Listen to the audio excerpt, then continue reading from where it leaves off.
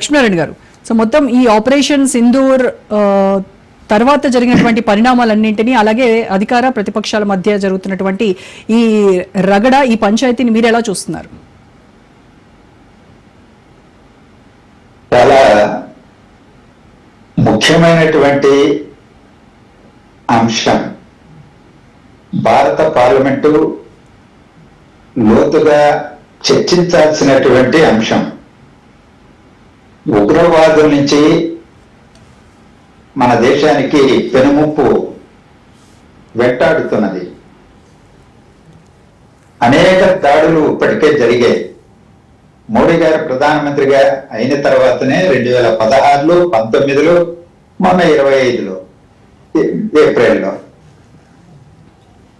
ఉగ్రవాదాన్ని సమాధి చేయకుండా, అరికట్టకుండా భారతదేశం ప్రశాంతంగా నిద్రపోలేదు, భద్రంగా ఉండలేదు, అభివృద్ధి సాధించలేదు. అభివృద్ధితో ముడిపడినటువంటి సమస్య ఇది.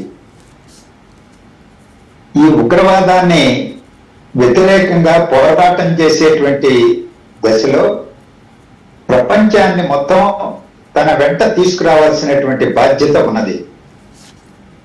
ఈరోజు ఈ 26 మంది విలువైనటువంటి ప్రాణాలను కోల్పోయిన తర్వాత చాలా దేశాలు, చాలా సంస్థలు, అంతర్జాతీయ వేదికలు ఖండించాయి. భారతదేశ ప్రజలు రాజకీయాలకు అతీతంగా ఒక్కటిగా నిలబడ్డారు. ప్రభుత్వానికి అండగా, నైతికంగా అన్ని రూపాలలో వెన్నుదన్నుగా నిలిచారు. ప్రపంచ సమాజం ఇవాళ ఇన్ని రోజుల తర్వాత కూడా పాకిస్తాన్ని వేలెత్తి చూపెట్టేటువంటి పరిస్థితి లేదు. ఉగ్రవాదుల చర్యను ఖండించారు కానీ పాకిస్తాన్ ప్రేరేపిత ఉగ్రవాదులు వచ్చి భారతదేశంలో ఇలాంటి పనులు చేస్తున్నారు అని మన ఘోష వినిపిస్తున్నా దానికి నైతిక మద్దతుగా ప్రపంచంలో ఏ ఒక్క అంతర్జాతీయ వేదిక కానీ, దేశం కానీ ఈరోజు మనకు నైతికంగా మద్దతు పలకల. ప్రపంచాన్నే ఉగ్రవాదం ప్రమాదంగా తయారైంది. మనం ప్రధానమైన బాధిత దేశం. మనం పోరాటం చేస్తున్నాం. సింధూర్ ఆపరేషను జయప్రదం అయిందని భావిస్తున్నాం. కానీ ఎందుకు అంతర్జాతీయ సమాజం మనల్ని పాకిస్తాన్ ను ఒంటరి చేసేటువంటి పరిస్థితి రాలేదు, మనం చేయలేకపోయినాం. అది గుణపాఠమా, తీసుకోవాలా, చర్చించుకోవాలా, మాట్లాడుకోవాలా లేదా? అలాగే ఈ మధ్యకాలంలో ఈ ఘటన జరిగిన తర్వాతనే సింధూర్ నదీ జలాలను మనం ఒప్పందాన్ని సస్పెండ్ చేశాం. కానీ సింధు నదీ జలాల ఒప్పందాన్ని పాకిస్తాన్కి, భారత్కు మధ్యవర్తిగా వ్యవహరించినటువంటి ప్రపంచ బ్యాంకు వాళ్ళకు అదనంగా నిధులు మంజూరు చేసింది, రుణం మంజూరు చేసింది. ఏంటిది విచిత్రం? అంటే ఆ డబ్బు తీసుకెళ్లి దేనికి ఖర్చు పెడతారు? పాకిస్తాన్ వినియోగిస్తుంది మళ్ళీ టెర్రరిజం. కనీసం ఇలాంటి దుర్మార్గం చేసినటువంటి నేపథ్యంలో అయినా కొంతకాలం ఆపచ్చు కదా, ఆపలేదు. అలాగే ఐక్యరాజ్య సమితి భద్రతా మండలిలో టెర్రరిస్టు నిరోధక కమిటీ, పేరే టెర్రరిస్టుకు సంబంధించినటువంటి కమిటీ, నిరోధక కమిటీ, దానికి పాకిస్తాన్ ను చైర్మన్ గా పెట్టారు. అయితే 2 నెలల 6 నెలల పక్కన పెడదాం. It is a recognition. Punish చేయాల్సినటువంటి దేశాన్ని అవార్డు ఇచ్చినట్టుగా కనిపిస్తుంది. అలాగే అమెరికా అధ్యక్షుడు, ఏ దేశాధ్యక్షుడు కూడా ఆయన సరిగ్గా కూడా కలవడు, చేయడు.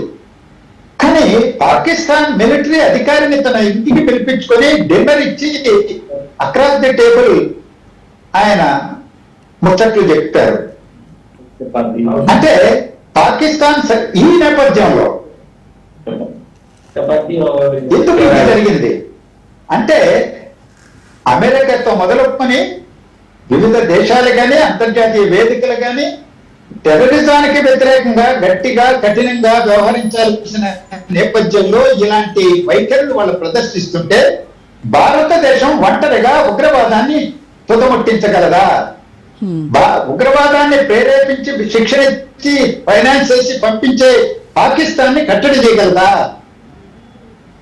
మన మిత్రులు ఎవరు, శత్రువులు ఎవరు, మన శక్తి ఏంటి, బలమేంటి, బలహీనతలేంటి చర్చించుకొని ఒక కార్యాచరణ ప్రణాళిక రూపొందించుకోవాల్సినటువంటి అవసరం ఉందా లేదా?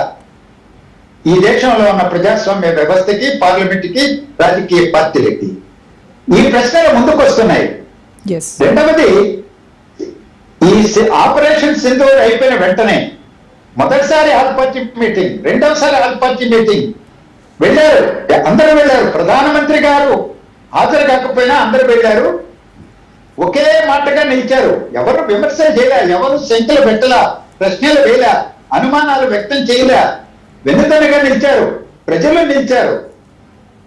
ఈ రోజు ఇంతకాలం తర్వాత అమెరికా అధ్యక్షుడు, ఒక మాట చెప్తానమ్మా, అమెరికా అధ్యక్షుడు ఇప్పటికి 25 సార్లు 26 సార్లు నేను వాణిజ్య ఒప్పందాలను కోట్ చేసి బెదిరించి వాళ్ళిద్దరిని ఒప్పించాను, అణుయుద్ధాన్ని నివారించానని పదే పదే చెప్తున్నాడు. మోడీ గారు నేను ఫోన్ చేశాను, మోడీ గారు ఫోన్ చేశారు, ఆయన చెప్పారు మీరు చెప్పడం సరికాదని చెప్పి కూడా తర్వాత కాలంలో ప్రకటనలు వచ్చినా ఇప్పటికే చెప్తున్నాం అన్నారు. ఆయన ఎవరికి ఆయన నోటికి తాళం వేసే పరిస్థితి లేదు. ఒక్కసారి అంటే ఒక్కసారి బహిరంగంగా అమెరికా అధ్యక్షుడు చెప్పేది తప్పు, అలా మాట్లాడలేదు, అలా చెయ్యలేదు అని ప్రధానమంత్రి గారు ఒక్క మాట, ఒక్క మెసేజ్ పెట్టారా ఎప్పుడైనా? ఈరోజు పార్లమెంట్ లో విదేశీ మంత్రి గారు చెప్తారు, ఆయన ఏప్రిల్ 22కు ముందు 20వ తారీఖు ఎప్పుడో ఒకసారి మాట్లాడారు. తర్వాత అక్కడ బ్రిక్స్ సమావేశం సందర్భంగా కలిశారు. మోడీ గారు మధ్యలో మాట్లాడారు. నిజమే, మోడీ గారు ట్రంప్ గారు మాట్లాడుకోకపోవచ్చు, కానీ ట్రంప్ గారు అమెరికా దేశం జోక్యం ఉన్నదా లేదా ఈ సీజ్ ఫైర్ లో?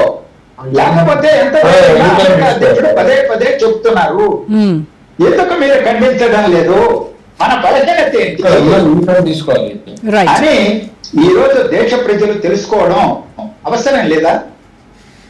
భారతదేశాన్ని ఇంత మూలతాభావానికి గురి చేస్తుంటే నేను చెప్పాను, అడగండి వాణిజ్య ఒప్పందాన్ని అడ్డం పెట్టి ఆపించానని అమెరికా అధ్యక్షుడు పదే పదే చెప్తుంటే భారతదేశ ఔన్నత్యం కావాలి, ప్రతిష్ట ఏది కావాలి? రైట్.